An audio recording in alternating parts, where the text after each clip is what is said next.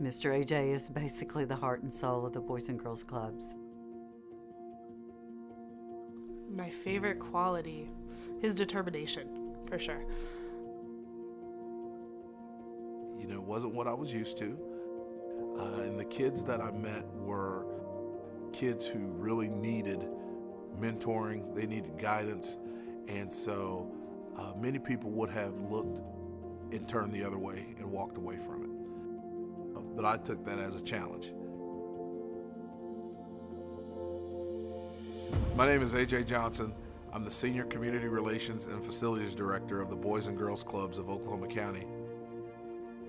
It's tough. This is tough work to do what I do. You know, the joke around here is I'm the father of 400, and I have one daughter. We have a lot of kids who are in the foster care system, and being at the Boys and Girls Club and seeing Mr. AJ every day is kind of the one most consistent element in their lives.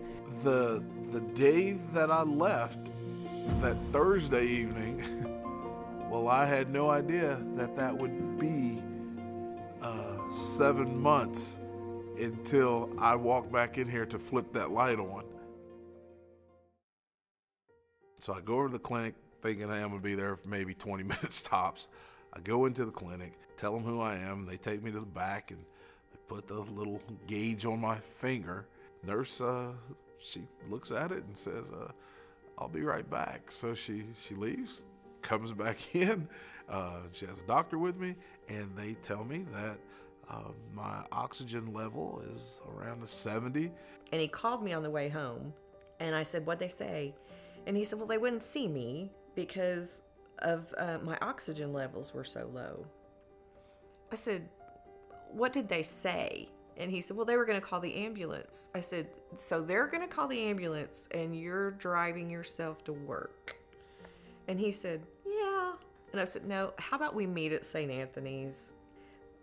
We walk in, they took his blood pressure. He was in ICU within probably 15, 20 minutes. That was an immediate big stroke. And after that, he had several mini strokes while he was being tested. I think if he had went on to work that day, he probably would have passed away.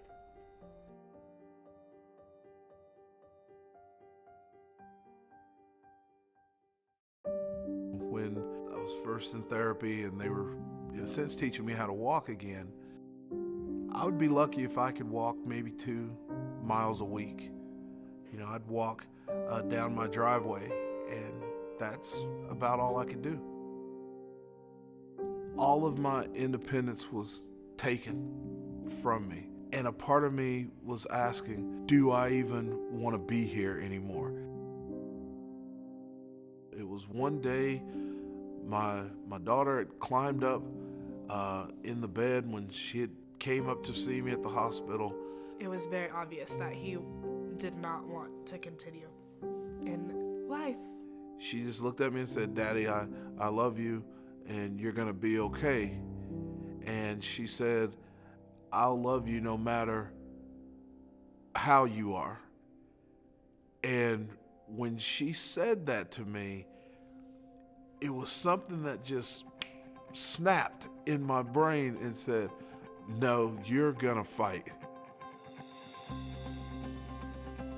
Well, as I started walking again, I wanted to see just how far.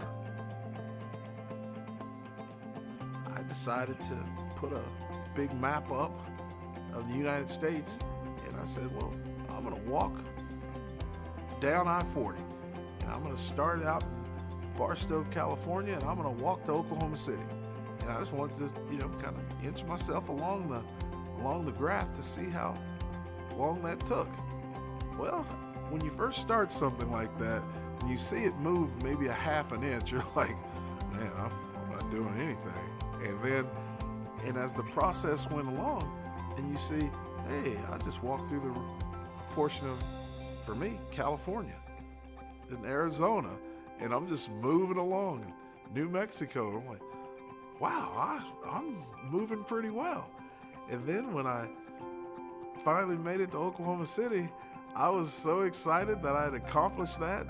Well, I took a good look at the map and said, well, let's just see how far I-40 goes.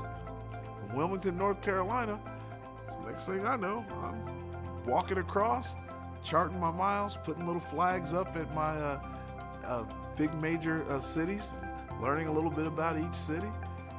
And he always tells me that he would put a picture of my mom and I up when he was doing physical therapy, and that's what would motivate him to get through it, because he wanted to recover for us. And so thinking of, they were like, you're gonna die, to him having an 85% recovery is like incredible. It wasn't like we had started looking around to find another Mr. AJ, because there is not one.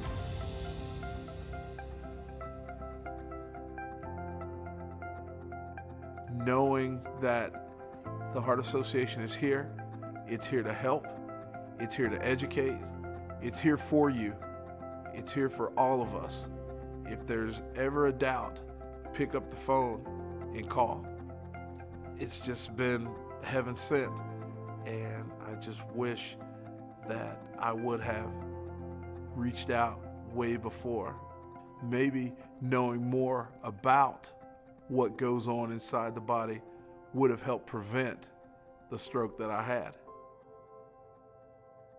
The American Heart Association, without a doubt, is one of the greatest organizations that you could help fund for research, for therapy, just for a caring phone call to let someone like myself know that things are going to be okay and that they are here for you.